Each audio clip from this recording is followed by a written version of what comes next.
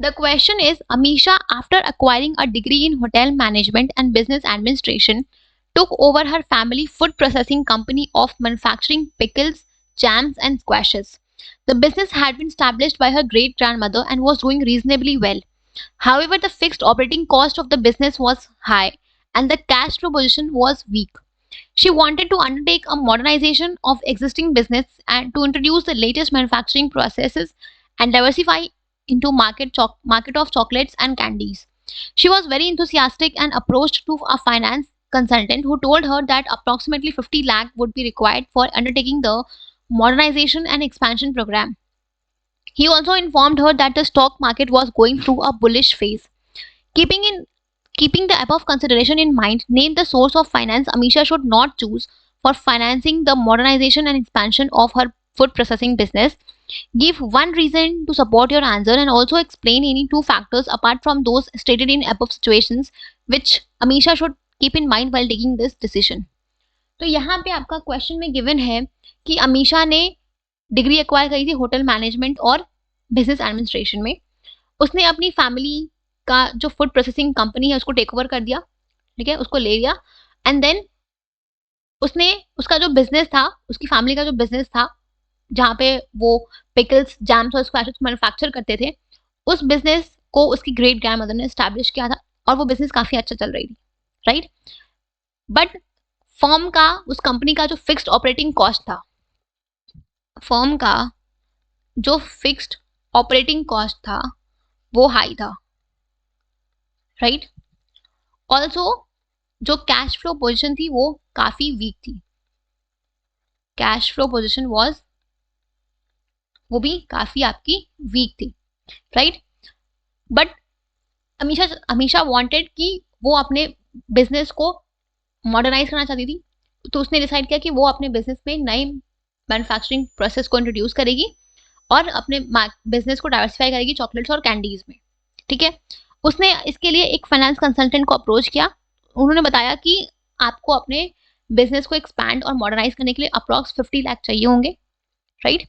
उसने ये भी इन्फॉर्म किया कि अभी जो स्टॉक मार्केट कंडीशन है वो आपका बुलिश फेज में है, ठीक है. स्टॉक मार्केट जो है वो अभी आपका बुलिश फेज में चल रहा है. मीन्स बुलिश फेज में आपका बुलिश फेज का मतलब होता है कि जो स्टॉक मार्केट है वो आपका राइज कर रहा है, ठीक है. तो यहाँ पे आपको बताना है, आगे क्या कहा है कि आपको बताना ये है कि अमीशा को कौन सा सोर्स ऑफ फाइनेंस चूज नहीं करना चाहिए, राइट. ऑल्सो एक रीजन देना है क्यों चूज नहीं करना चाहिए, और प्लस दो और फैक्टर्स जो आपके इस डिसीजन को अफेक्ट करते हैं या जो इस सिचुएशन को अफेक्ट करते हैं, राइट. तो यहाँ पे बेसिकली आपको बताना ये है कि कोई भी दो फैक्टर्स जो इस क्वेश्चन में नहीं गिवन है, उनके अलावा दो फैक्टर्स जो आपके कैपिटल स्ट्रक्चर के चॉइस को अफेक्ट करते हैं, आपको वो बताना है, ठीक है. तो यहाँ पे आपको बताना है कि अमीशा को, आते हैं फर्स्ट पार्ट पे, अमीशा को कौन सा सोर्स ऑफ फाइनेंस चूज नहीं करना चाहिए, राइट. तो यहाँ पे हमारे पास क्वेश्चन में हमने तीन चीज पॉइंट आउट की कि जो कंपनी है उसका जो फिक्स्ड ऑपरेटिंग कॉस्ट था वो हाई था, प्लस कैश फ्लो पोजीशन भी काफी कमजोर थी, और जो स्टॉक मार्केट था वो भी आपका बुलिश फेज में था. तो इसके अकॉर्डिंग आपको अमीशा को कौन सा सोर्स ऑफ फाइनेंस चूज नहीं करना चाहिए.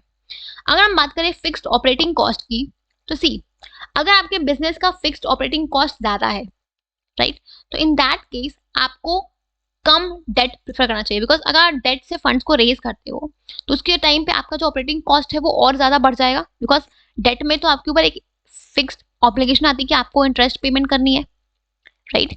तो इन दैट केस आपका ऑलरेडी पहले से आपका जो ऑपरेटिंग कॉस्ट वो ज्यादा है, आपने डेट से फंड्स लिए तो आपका जो ऑपरेटिंग कॉस्ट है वो और ज्यादा बढ़ गया, राइट. बिकॉज आपके ऊपर एडिशनल बर्डन आ गया कि आपको इंटरेस्ट भी अब पे करना है, ठीक है. तो आपका जो कॉस्ट है वो ज्यादा हो जाएगा. तो इसीलिए अगर आपका जो फिक्स्ड ऑपरेटिंग कॉस्ट है वो ज्यादा है तो इस केस में आपको इक्विटी प्रेफर करना चाहिए और कम डेट प्रेफर करना चाहिए, ठीक है. Equity should be preferred, right.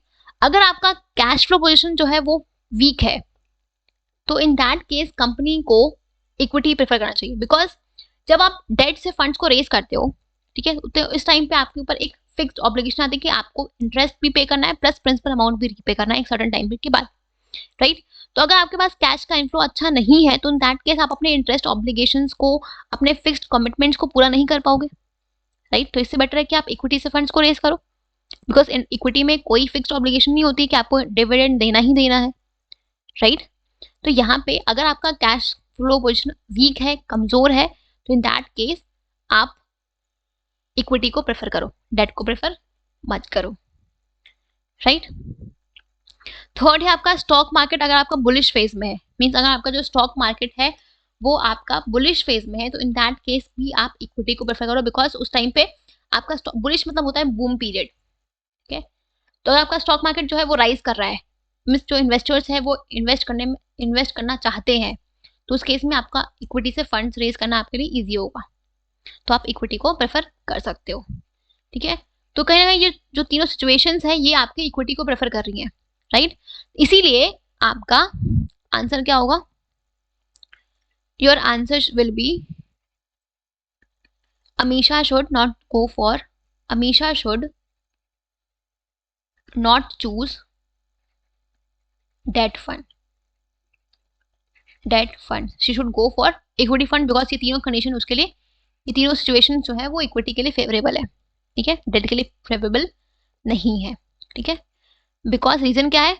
तो आप इनमें से कोई भी एक रीजन मेंशन कर सकते हो, because since the firm's operating cost is high और the cash flow position is weak और the stock market is in boom period, ठीक है। तो इन तीनों में से कोई भी आप एक रीजन को, एनी वन रीजन को आप एक्सप्लेन यहाँ पे कर सकते हो, रीजन दे सकते हो, ठीक है।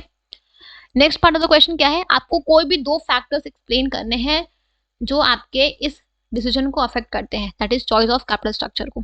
तो आपने बुक में 10-12 फैक्टर्स पढ़े हैं और इसमें ये 3 फैक्टर्स गिवन है, तो वो 10-12 फैक्टर्स में से इन 3 फैक्टर्स को छोड़ के आप कोई भी और फैक्टर को यहाँ पे एक्सप्लेन कर सकते हो। लेट्स से मैं लेती हूँ आपका एक फैक्टर जो है आपका रिटर्न ऑन इन्वेस्टमेंट। सिंपल सी चीज है, अगर आपका जो रिटर्न ऑन इन्वेस्टमेंट है वो आपके इंटरेस्ट ऑन डेट से ज्यादा है, तो इन दैट केस मैं मोर डेट को प्रेफर कर सकती हूँ, बिकॉज इस केस में जो मेरा अर्निंग पर शेयर है वो राइज करेगा, राइट। बट अगर मेरा जो ROI है वो मेरे इंटरेस्ट डेट से कम है, इंटरेस्ट ऑन डेट से कम है, तो इस केस में मैं इक्विटी को प्रेफर करूंगी, ठीक है, बिकॉज इस केस में मेरा EPS क्या होगा? डिक्लाइन करेगा, इसलिए मैं अपना इक्विटी को प्रेफर करूंगी, राइट। एक तो फैक्टर ये हो गया आपका। दूसरा फैक्टर क्या हो सकता है आपका? दूसरा आप लिख सकते हो, second factor could be your let's say ICR को ले लेते हैं, या कोई भी फैक्टर आप ले सकते हो। अगर आपका ICR हाई है, if ICR is high then more debt can be preferred, but if ICR is low then less debt should be preferred, right? Because ICR क्या होता है? It is the number of times you can pay your interest with the profit, right? यहाँ पे लिख देती हूँ EBIT upon interest, this is your ICR। आप कितनी बार अपने प्रॉफिट से अपने इंटरेस्ट को पे कर सकते हो। अगर ICR ज्यादा है मीन्स आप इजीली अपने इंटरेस्ट ऑब्लिगेशन को पूरा कर सकते हो, तो आप डेट को लो, बट कम है तो आप इक्विटी लो, डेट कम लो, ठीक है। सो आप कोई भी दो फैक्टर्स यहाँ पे एक्सप्लेन कर सकते हो, आप चलेगा, बस जो 3 फैक्टर्स आपके क्वेश्चन में गिवन है उनको छोड़ के, ठीक है। तो this is how you have to answer your question, ठीक है। तो आई होप कि आपको ये केस स्टडी समझ आ गई होगी। So clear? ओके।